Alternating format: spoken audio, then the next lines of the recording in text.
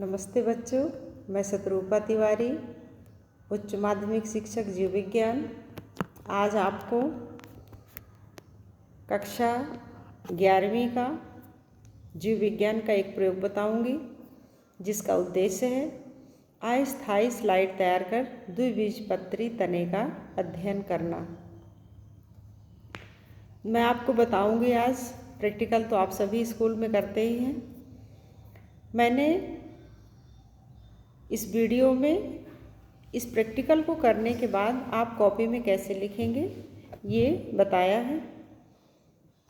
इसे आप ध्यान से देखिए। इसमें जो डायग्राम बनाया है, डायग्राम बनाने के लिए मैंने 3-4 कलर के पेन का उपयोग किया है। वैसा ही आप भी कर सकते हैं, तो आपका कंसेप्ट ज़्यादा क्लियर हो जाएगा।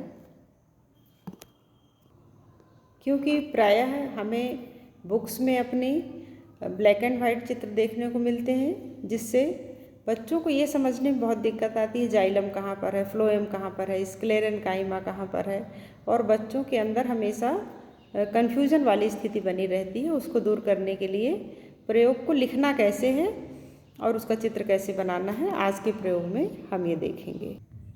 तो बच्चों, आप इस चित्र में देख रहे हैं, हमें किताबों में ऐसा ही चित्र देखने को मिलता है जो ब्लैक एंड वाइट होता है। इसी को मैंने कई कलर के पेन से बनाया है, जो मैं आपको दिखाती हूँ। ये हमारा चित्र है, जिसे मैंने रंगीन पेन की सहायता से बनाया हुआ है। मैं इसमें पूरा दिखा रही हूँ ताकि आप इसका स्क्रीनशॉट भी ले सकते हैं, जो आपको कॉपी में डायग्राम बनाने के लिए हेल्प करेगा। और यहाँ पर मैंने क्रम से लिखा हुआ है, इसका भी मैं फुल वीडियो में दिखा देती हूँ, ताकि आप इसका भी स्क्रीनशॉट लेकर के अपनी कॉपी में लिखने के लिए रख सकें। तो यहाँ हम देखते हैं, आप पहले ये देखें कि लिखने के लिए हमें क्या क्या पॉइंट्स डालने हैं, क्या क्या हेडिंग रहेंगी हमारी। तो यहाँ पर हम देख रहे हैं, सबसे पहले है हमारा उद्देश्य अस्थायी स्लाइड तैयार कर द्विबीजपत्री तने का अध्ययन करना। आवश्यक सामग्री हम लिख देंगे। आवश्यक सामग्री मैंने यहाँ पर नहीं लिखी है, इसे आप अपने से लिखेंगे। बाकी जैसे पूर्व के प्रयोगों में मैंने बताया है, आवश्यक सामग्री में आप लिखेंगे जिस चीज़ की आपको आवश्यकता है, जैसे microscope, blade, watch glass, cover slip, है ना, स्लाइड, वाटर, स्टेनर। जिन चीज़ों का आप उपयोग कर रहे हैं उन्हें आप क्रमशः लिखते जाएंगे। इसके बाद हम अवलोकन मतलब सूक्ष्मदर्शी द्वारा देखने पर हमें क्या क्या संरचनाएं दिखाई देती हैं। तो सबसे पहले हमें एपिडर्मिस दिखाई देती है, उसके बाद cortex, parenchyma, endodermis, vascular bundles. Vascular bundles कैसे हैं? कंजॉइंट हैं, कोलेट्रल हैं तथा ओपन हैं। और पिथ, मिडुलरी रेज, और उसके बाद पहचान के लक्षण, फिर रिजल्ट और सावधानियाँ। रिजल्ट और सावधानियाँ पूर्व के प्रयोगों की भांति आप लिखेंगे। पहचान के लक्षण भी हम आपको बताएंगे। अब यहाँ पर हम चित्र में देखते हैं।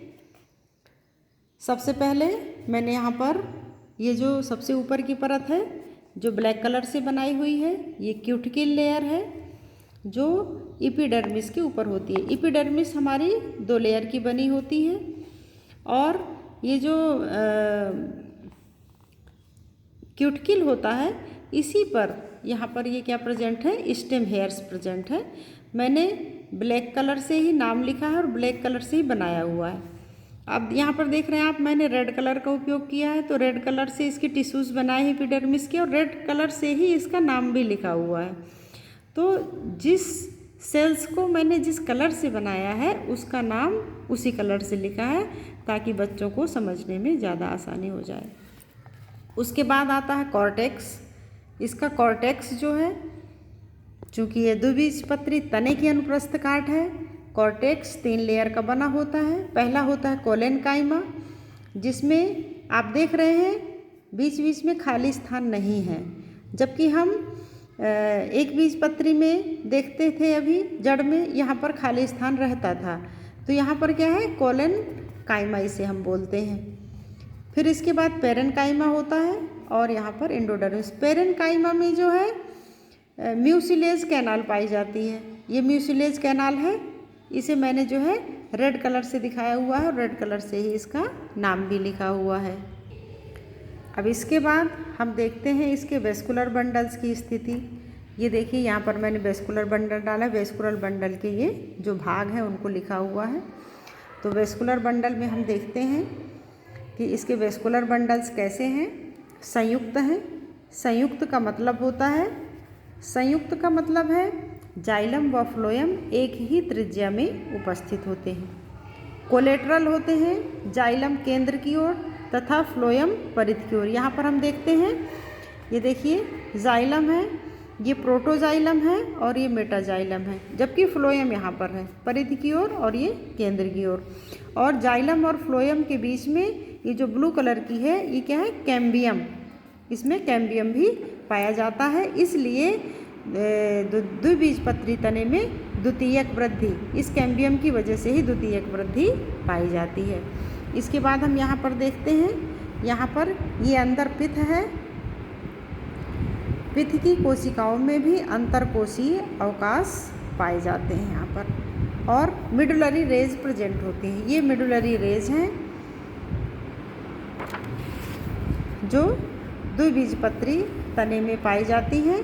तो यहाँ पर हम ये देख रहे हैं, इसके पहचान के लक्षण ये हो गए, जाइलम फ्लोएम या वेस्कुलर बंडल्स की जो स्थिति है उसके आधार पर, और यहाँ पर म्यूसिलेज कैनाल का पाया जाना, इसके मेन कैरेक्टर्स हो गए।